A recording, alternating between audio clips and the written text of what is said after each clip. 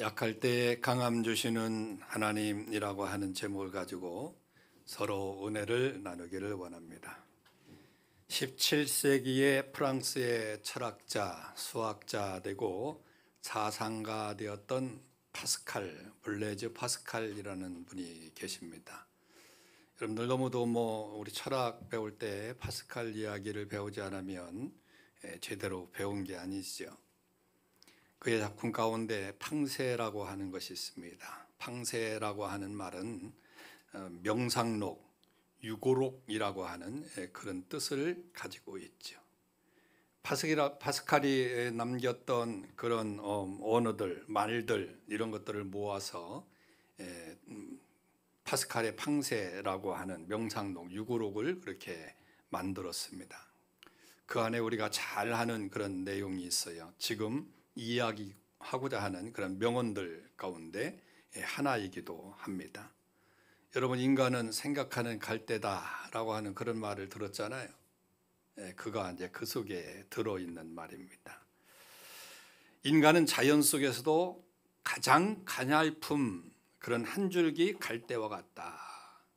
인간의 연약함을 그렇게 표현을 했습니다. 그런데 그런 연약한 가운데서도 인간은 생각하는 갈대이기 때문에 또 연약하지 않다라고 하는 그런 말을 한 거죠.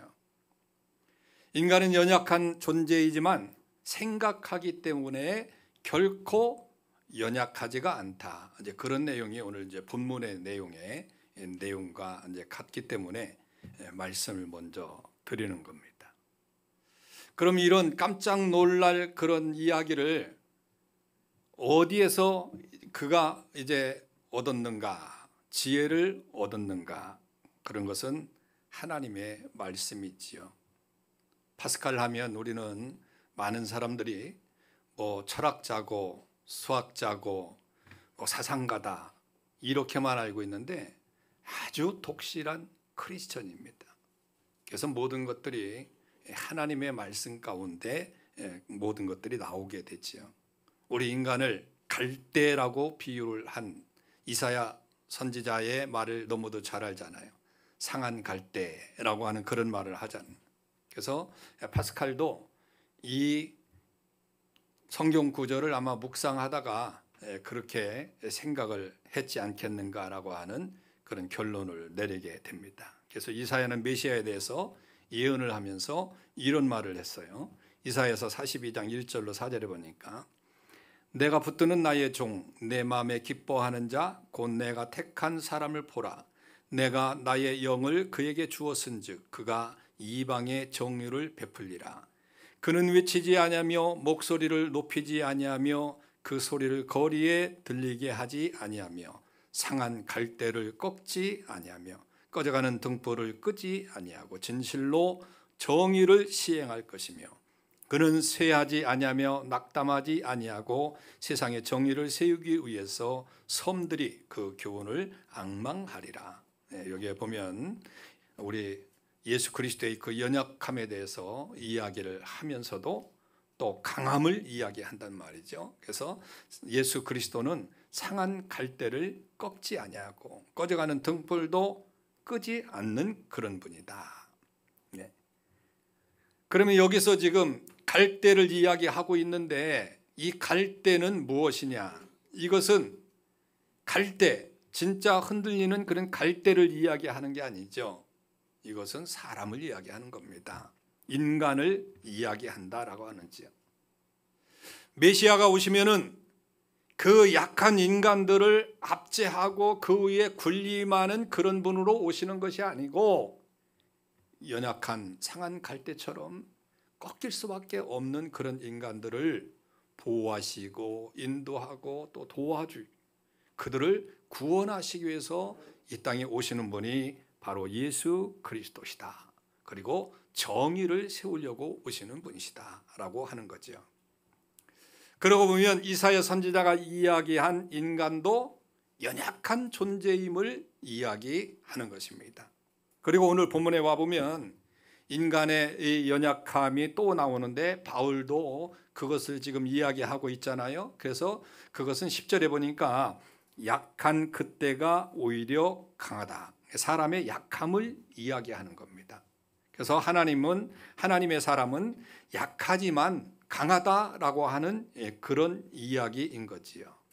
자, 그러면 오늘 본문을 통해서 우리가 깨달아야 되는 것은 무엇이냐라고 하면 우리는 먼저 연약한 존재라고 하는 사실을 깨달아야 됩니다. 사람의 마음, 사람의 행동 이런 것들은 자신의 연약함을 보이려고 하지 않습니다. 뭔가 부족한 사람, 소리를 많이 지르고 막 벅벅 소리를 지르고 그런 사람들은 자신의 연약함을 감추기 위해서 그러는 거거든요. 진짜 힘이 좋은 사람들은 아주 조용합니다. 그런데 괜히 큰 소리 치고 개가 막 짖어대는 개는 막 오줌 싸잖아요. 그거 뭐냐? 그거만큼 힘들고 어려운 거예요. 그러니까 다가오지 말라. 그러면서 막 짖어대는 거거든요. 사람은 누구나 다 다른 사람 앞에서 강하게 보이려고 하는 거예요.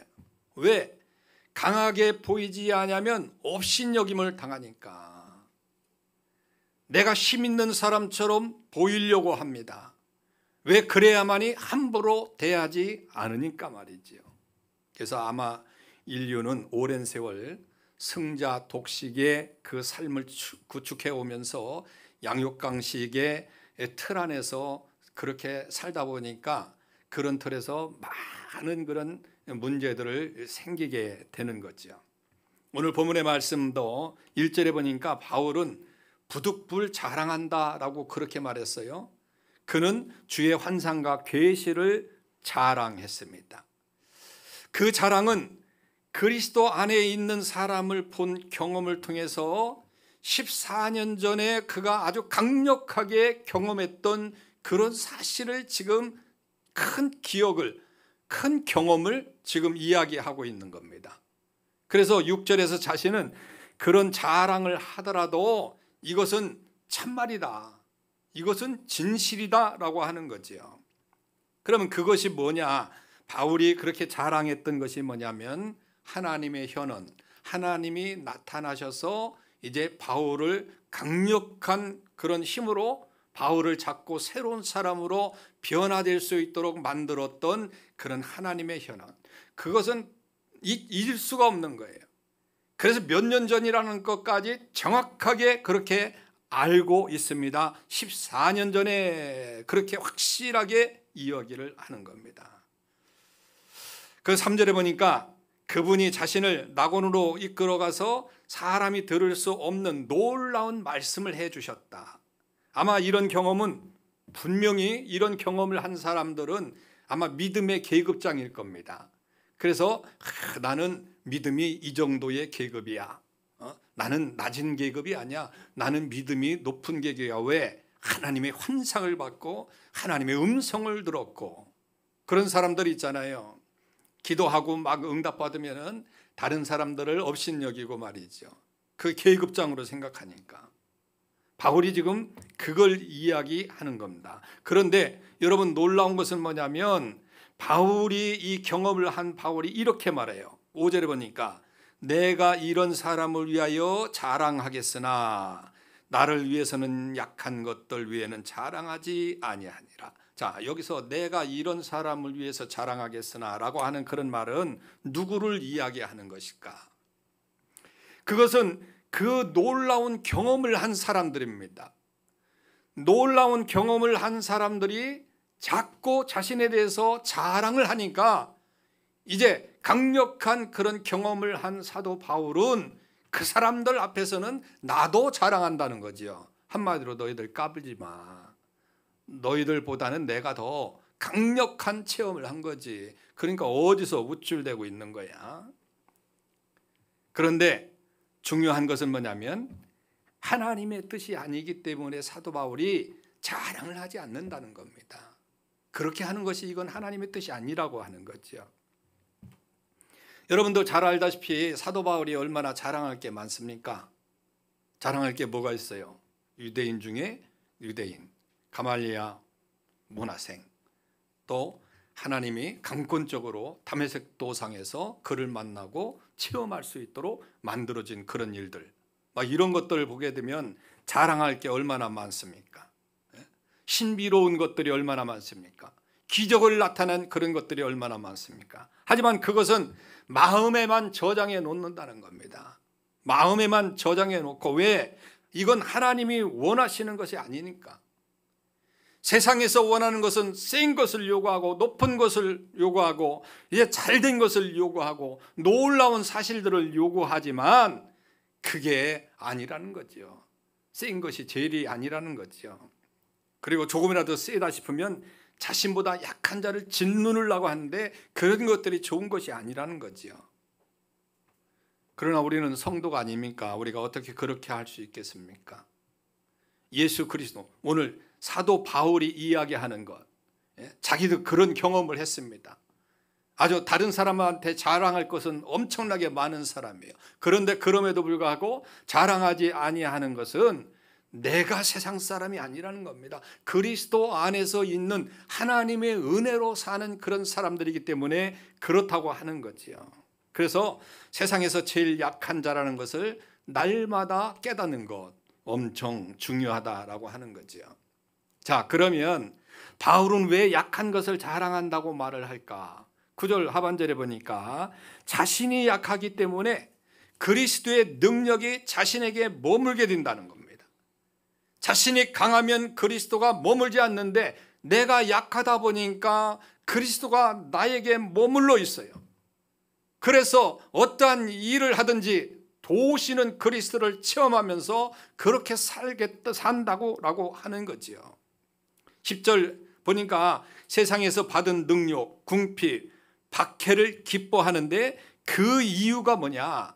약한 그때가 강하기 때문에 그렇다고 하는 그 사실을 이야기하고 있는 겁니다. 그래서 그는 실제로 자신의 약한 점을 예를 들어서 그렇게 이야기했잖아요. 바로 그가 가진 약한 것이 뭐냐? 안질이지, 안질. 눈에 진물이 줄줄 흐르고 그러는 겁니다. 참 지저분하게 보이고 꼴 보기 싫은 거예요, 사람들 앞에서. 주경학자들은 바울이 볼품이 없는 자였다고 그렇게 말하고 있습니다. 여러분들 또 사진을 보았지만 뭐 옛날 2000년 전에 어떤 것들을 다 모아서 예수님의 상을 만들었는데 그거를 보는 순간에 너무 실망해요. 아유, 우리 예수님이 이렇게 못생겼을까? 막 그런 생각이 들고 막 그 정도로 바울도 뭐 그렇지 뭐 그런 것 같아요. 그 중에서도 안질 때문에 앞을 제대로 보지 못하니까 계속 그런 닦아내는 번거로움을 가지게 되고 능력 있게 복음을 전하고 싶은데 안질이 있어가지고 그게 불편하니까 얼마나 그 복음을 전하는데 힘들고 어렵고 답답하겠느냐. 8절, 그래서 이것을 위해서 3번씩이나 간절히 기도했다고 그렇게 말하고 있습니다. 자, 여러분, 보통 간증하는 사람들의 결말이 뭡니까? 간증하는 사람의 결말은 이렇게 하나님 앞에 간절히 기도했더니 하나님께서 역사하셔서 야, 정말 뭐 몸이 건강치 못하면 치료받았다, 뭐가 해결받았다, 눈물로 금식하고 기도했더니 하나님께서 역사하셔서 그 힘들고 어려운 일들을 극복하게 만들었다. 나 자신이 정말 나를 위해서 산 것이 아니라 주를 위해서 살려고 그렇게 노력하고 애썼더니 하나님이 함께 하셔서 내가 큰 역사를 이루며 지금 이렇게 간증하는 자리에 섰다. 그게 보통 간증하는 사람들의 결말이 아닙니까? 그런데 바울을 보십시오. 9절은 내 은혜가 내게 족하도다 라고 하는 거예요. 이건 정말 응답이 없는 거죠. 세상의 눈으로 볼 때는 이 응답이 없는 거죠. 간증할 수 있는 거리가 되질 않는 겁니다. 그는 육체적 가시를 그대로 가지고 있어요. 자신의 연약함을 해결하지 못한 그런 사람입니다. 그런데 이렇게 자신의 연약함을 알면 알수록 커지는 게 있었는데 그게 뭐냐? 바로 하나님의 은혜였다는 겁니다. 할렐루야. 그래서 그는 자신의 약함을 자랑한다고 말했어요. 세상에서 높임받을 수 있는 그런 것들을 자랑하는 것이 아니고 자신의 약함을 자랑한다. 왜? 그곳에 하나님의 은혜가 더 있기 때문에 그렇다고 하는 것입니다. 그래서 우리 자신도 하나님을 바라보고 사는 저와 여러분들 되시길 주님의 이름으로 축원합니다. 우리는 강한 자인가 약한 자인가? 여러분 한번 생각해 보시길 바랍니다. 우리는 정말 약한 자예요. 내세울 게 없는 그런 사람들입니다. 여기 앉아 있는 사람이 돈 100억씩 가지고 있습니까? 뭐 100억에 가지고 있는 사람에 비하면 너무도 보잘것없는 그런 사람이에요. 유명한 스타도 아닙니다. 유명한 뭐 교수도 아니고 박사를 10개씩 가지고 있는 사람도 아니고, 그렇다고 해서 대사업가를 해가지고 한 달에 뭐 몇백억씩 버는 그런 사람도 아니고요. 세상의 기준으로 볼 때는 별 볼 일 없는 실패자같이 그렇게 보일 수 있습니다. 그런데 여러분, 절망할 필요가 없습니다. 약하기 때문에 오히려 주님의 은혜가 우리 안에 크기 때문에. 아멘 하시길 바랍니다. 여러분, 복음서를 보면 어떤 자들이 은혜를 입는가? 자신이 약하다고 하는 그런 자들에게 하나님의 은혜가 임하게 되는 줄 믿으시길 바랍니다. 자신을 드러내고 자신들이 강한 자라고 이야기하던 사두개인들과 바리새인들을 보십시오. 그들이 자랑하는 것이 그게 예수님으로부터 인정을 받았습니까? 맨날 질책만 받았습니다. 자신이 가지고 있는 자랑스러운 것들은 그저 질책만 받았을 뿐이라고 하는 거죠. 그들은 하나님을 위해서 한다고 떠들어대는 그런 모든 것들조차 그들의 강함을 자랑하는 용도로 사용할 뿐이지 하나님 안에서는 전혀 은혜가 없고 오히려 질책만 있을 뿐이죠. 그런데 우리는 별로 보잘것없고 자랑할 것이 없지만 하나님께서 함께 하심으로 말미암아 우리가 자랑할 것이 예수 그리스도가 있으니, 전능하신 하나님이 있으니, 이 세상을 창조하신 하나님이 있으니 얼마나 좋은 거예요. 여러분 보십시오. 당시에 정말 약했던 그런 세리, 누구와도 함께 하지 않았던, 그리고 또 어린아이들, 창기들, 또 혼자 사는 과부들, 여러분 그들이 전부 다 한번 보십시오. 연약하지만 복음의 은혜로 하나님의 도우심을 받아서 살지 않았습니까? 약한 그때가 그리스도의 은혜로 강해졌기 때문에 그들은 살 수 있었어요. 물론 여러분들 뭐 부자들 또 모두가 다 은혜 안에서 배제된 것은 절대적으로 아닙니다. 여러분들 부자 되시길 바라요. 바울이 복음을 전하는데 그에게 재정적인 그런 부담을 주고 그러면서 참 재정을 담당했던 그런 부자들 얼마나 많습니까? 자신의 재산을 팔아서 정말 하나님의 은혜를 체험하면서 열심히 복음을 전하는 그런 사람들에게 재정적인 지원을 해준 부자들도 얼마나 많아요. 그러니까 우리가 어떻게 사느냐가 이게 중요한 거죠. 때로는 집을 교회로 내놓을 정도로 헌신하고 선교하는 그런 사람들을 돕기 위해서 자신이 이제 정말 열심을 다해서 사업에서 그런 것들을 내놓았던 그런 사람들이 얼마나 많느냐라고 하는 거죠. 그런데 여러분, 이들이 그렇게 헌신하면서도 한결같이 여기고 있었던 것은 뭐냐? 돈이나 권력을 강한 것으로 여기지 않은 그런 사람들이라는 거예요. 믿습니까? 오히려 그들은 세상에서 가진 것이 아무것도 아님을 확실하게 깨닫고 오직 예수 그리스도 안에서 그 십자가 안에서 사는 것이 참으로 귀하고 강한 것이라고 하는 사실을, 중요한 것이라고 하는 사실을 깨닫게 되었던 것입니다. 그들 역시 자신들이 약한 자 중에 약한 자라는 것을 깨달은 그런 사람들이 큰 역사를 만들어냈던 거죠. 저와 여러분, 약한 때에 강한 것을 믿으시길 바랍니다. 그래서 약한 자라고 해서 위축될 필요가 아무것도 없어요. 오히려 우리는 연약하기 때문에 그리스도 예수의 은혜가 우리에게 크다는 점을 기억하시고 사시길 바랍니다. 여러분, 세상은 양육강식의 그 원리에 의해서 움직이는 것 같지만 실상은 그렇지 않습니다. 하나님의 은혜 안에서 움직이게 되어 있으니까. 그들은 약한 자 같으나 약한 그때에 오히려 강한 능력으로 하나님의 일을 감당할 수 있도록 그렇게 만들었습니다. 그들의 희생과 죽음은 세상에서 값없이 죽는 것 같지만 성령의 역사로, 생명의 역사로 그들을 인도해 내셨다는 사실을 믿으시길 바랍니다. 그러니 오늘 우리가 약한 자라면 감사하시길 바라요.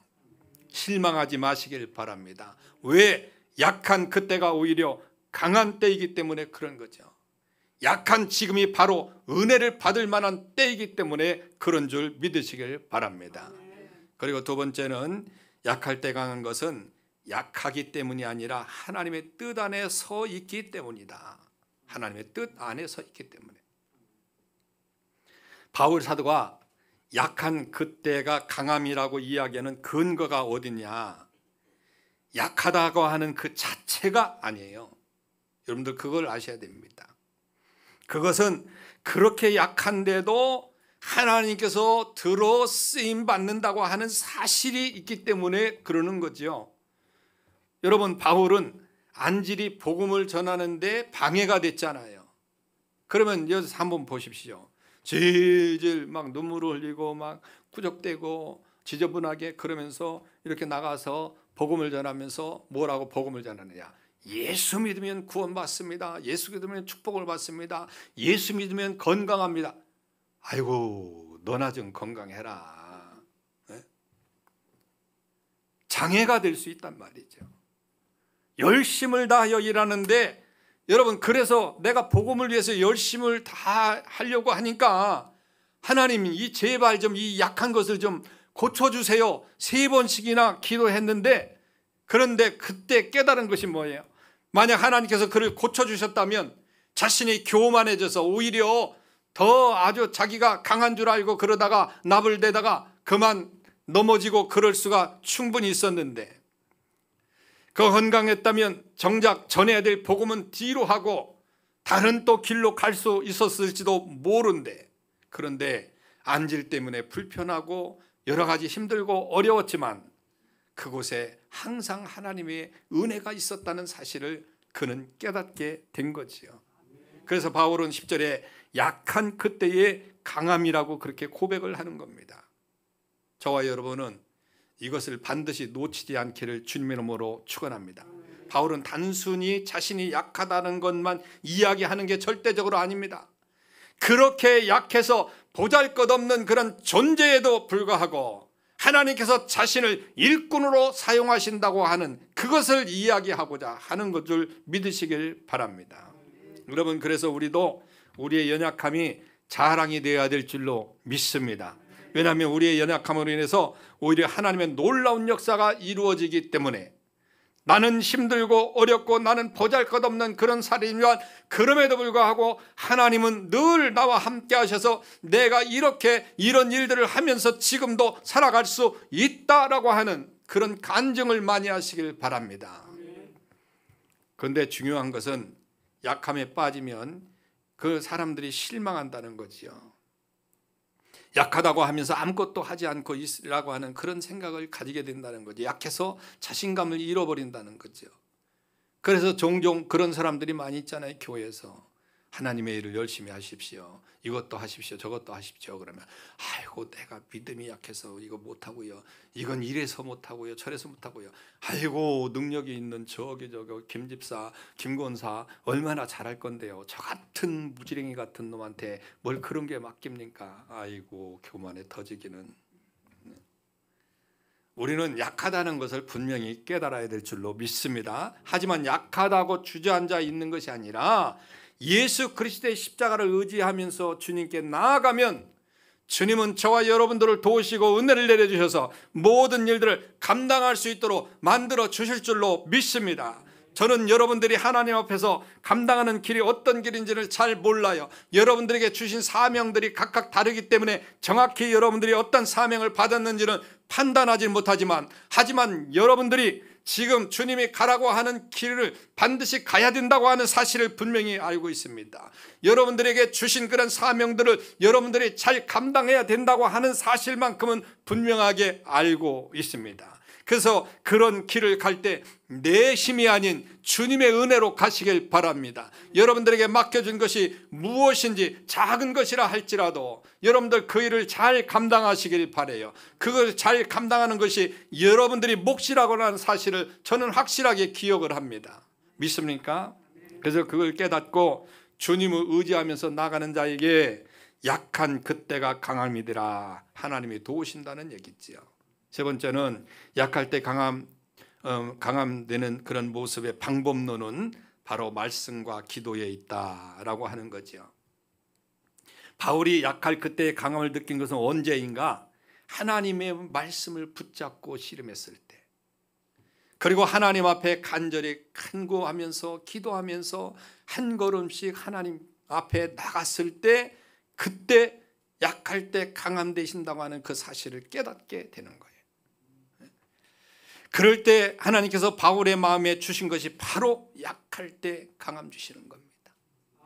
자, 오늘 본문의 맥락을 한번 뒤집어 또 보시기를 바랍니다. 바울은 자신에게 있는 육체의 가시 때문에 3번씩 간구할 때 깨닫는 것이 뭐예요?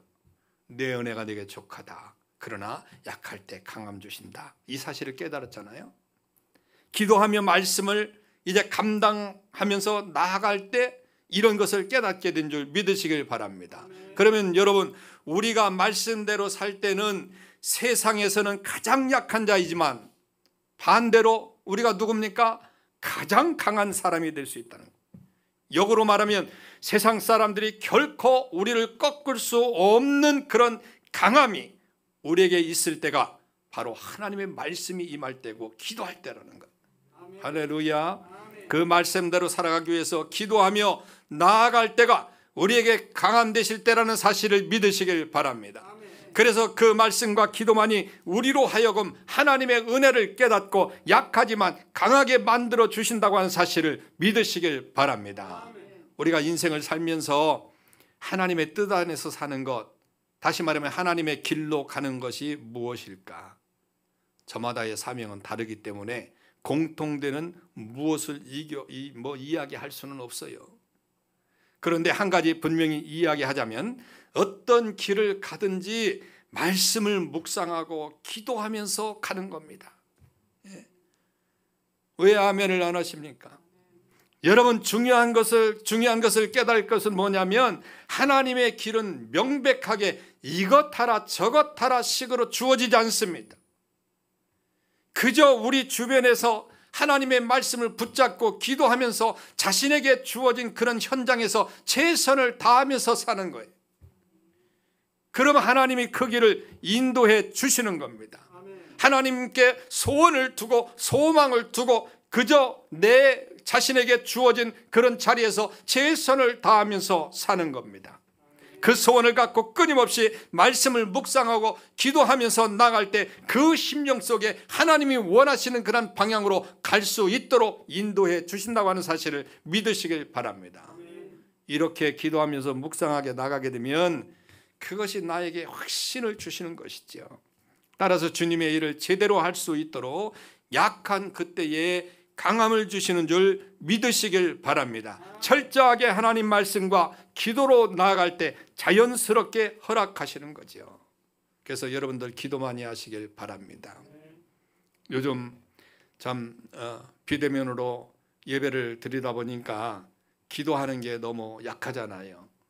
새벽 기도도 지금 못하고 이제 비대면으로 하는데, 어떤 분이 비대면으로 예배 드리는 그런 곳에 이제 새벽 예배를 드리기 위해서 들어왔더니 너무도 좋다고, 올라면 얼마나 힘들고 어려워요 교회에. 그래서 못 오잖아요.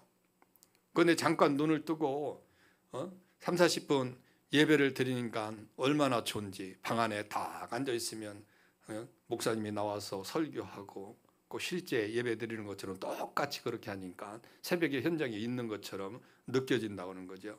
그런데 솔직히 거기에 접속해서 들어온 사람 15명에서 20명 안쪽이야. 아무리 기도하고 좀 비대면으로 하라고 해도 그걸 못하는 거야. 응? 참 얼마나 기도도 않고 그렇게 그냥 사는 거지요. 평상시에 새벽 예배 못 드립니다. 왜? 나오기가 힘들어. 환경이 여의치 못해. 차편도 뭐 별로 좋지 않고 뭐 그래. 그러면 내가 그것까지는 이해한다. 그럼 방 안에서 이불 속에서 예배 드리는 그걸 참지 못해요. 아이고 참말로 답답하지요. 그런 거 보면 얼마나 사람들이 약한지 몰라요. 네? 얼마나 사람들이 참 믿음 안에서 살지 못하는지. 그래서 나는 그래도 영상 예배 드리면 그동안 새벽 예배 드리지 못하던 사람들은 나와서 새벽 예배를 드릴 거다. 그럼 한 5, 60명, 막 7, 80명 이렇게 새벽 예배를 드리려고 접속할 줄 알았지. 그러면은 계속 비대면으로 예배를 드리자. 왜? 15명 나와서 기도하는 것보다 7, 80명 나와서 기도하니까 더 좋을 것 같다고 생각했는데 착각이야, 착각. 안 그렇더라고요. 새벽 예배 나오는 사람들만 보는 것 같아, 솔직히. 여러분, 우리는 믿음의 사람이잖아요. 연약한 것 같지만 강한 사람들입니다. 여러분, 그리스도인들이 싸울 때 잘 싸우는 이유가 뭔지 아십니까? 믿음으로 싸우니까. 세상에 나가서도 싸울 때 잘 싸우는, 믿음으로 싸워. 주먹 다툼할 때도 잘 싸워. 왜? 믿음으로 하나님이 도와주실 거 믿고 죽자 사자 싸우니까. 그게 아니죠. 그러나 우리는 분명히 믿음의 소유자입니다. 그러므로 하나님의 말씀을 온전히 깨닫고 약한 부분을 강하게 만드시는 하나님의 도우심을 받고 여러분들이 이 땅을 사시길 바랍니다. 그러면 하나님은 도우셔서 여러분들이 정말 큰 체험을 하게 될 줄로 믿습니다. 그러면 약할 때 강함 주시는 하나님을 체험하고 이 땅을 믿음 안에서 승리하면서 살아가게 될 줄로 믿습니다. 할렐루야. 말씀을 생각하면서 기도하기를 원합니다. 다 같이 기도합니다. 사랑의 하나님, 감사합니다.